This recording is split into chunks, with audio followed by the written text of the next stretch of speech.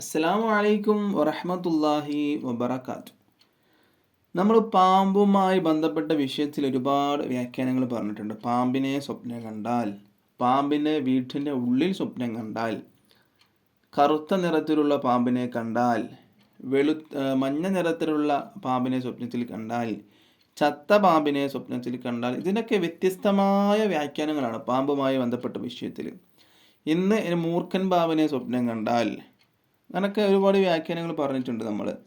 ഇന്നിവിടെ പറയാൻ വേണ്ടി പോകുന്നത് വെളുത്ത പാമ്പിനെ കുറിച്ചിട്ടും ആ പാമ്പ് കടിക്കുന്നതായതിനെ കുറിച്ചിട്ടും അതിനൊക്കെ വ്യാഖ്യാനങ്ങളാണ്. അതായത് ഒരാൾ വെളുത്ത പാമ്പിനെ സ്വപ്നം കണ്ടു, അങ്ങനെ ആകുമ്പോൾ അതിൻ്റെ വ്യാഖ്യാനം എന്താണ്?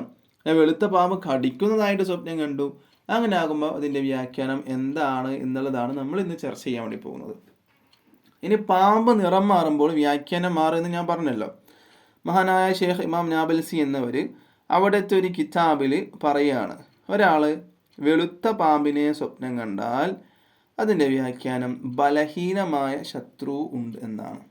എനിക്കൊരു ബലഹീനനായ ശത്രു ഉണ്ട്, ഒന്നിനും കഴിയാത്ത ഒരാളാണ്, പക്ഷെ എന്തുണ്ടാവും, എനിക്ക് ശത്രുതയുണ്ട് ഇവനോട് എന്തെങ്കിലും കാരണത്താൽ. മനസ്സിലായല്ലോ. ഇനി വെളുത്ത പാമ്പ് കൊത്തുന്നതായിട്ടാണ് സ്വപ്നം കണ്ടത്. നേരത്തെ വെളുത്ത പാമ്പിനെ കണ്ടു, ഇനി വെളുത്ത പാമ്പ് കൊത്തുന്നതായിട്ട് സ്വപ്നം കാണാണ്. അങ്ങനെ ആകുമ്പോൾ അതിൻ്റെ വ്യാഖ്യാനമായിട്ട് വ്യാഖ്യാതാക്കളായ പണ്ഡിതന്മാർ പറഞ്ഞത് ശത്രുദോഷം ഉണ്ട് എന്നാണ്. അവനെന്തുണ്ട്? ശത്രുദോഷം അവനുണ്ട് എന്നുള്ളതാണ് പറഞ്ഞത്. ഈ പാമ്പുമായിട്ട് ബന്ധപ്പെട്ട വിഷയത്തിലൊക്കെ ശത്രുവായിട്ടുള്ള ഒരു ചെറിയ ബന്ധമുണ്ട്. എന്നാലോ മൊത്തമായിട്ട് അങ്ങനെ അതിന് വ്യാഖ്യാനമായിട്ട് അങ്ങനെ പറയാനും പാടില്ല. മനസ്സിലായല്ലോ. അപ്പോൾ വെളുത്ത പാമ്പിനെ സ്വപ്നം കണ്ടാൽ അതിൻ്റെ വ്യാഖ്യാനം ബലഹീനനായ ശത്രു ഉണ്ട് എന്നാണ്. വല്ലാതെ ശത്രുവിനെ പേടിക്കാനൊന്നുമില്ല. ഇനി വെളുത്ത പാമ്പ് കൊത്തുന്നതായിട്ട് സ്വപ്നം കണ്ടാൽ അതിന് വ്യാഖ്യാനം ശത്രുദോഷമുണ്ട് എന്ന് തന്നെയാണ്. മനസ്സിലായല്ലോ.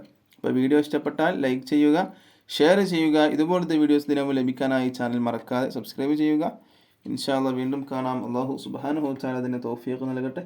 അസ്സലാമു അലൈക്കും വറഹ്മത്തുള്ളാഹി വബറകാതുഹു.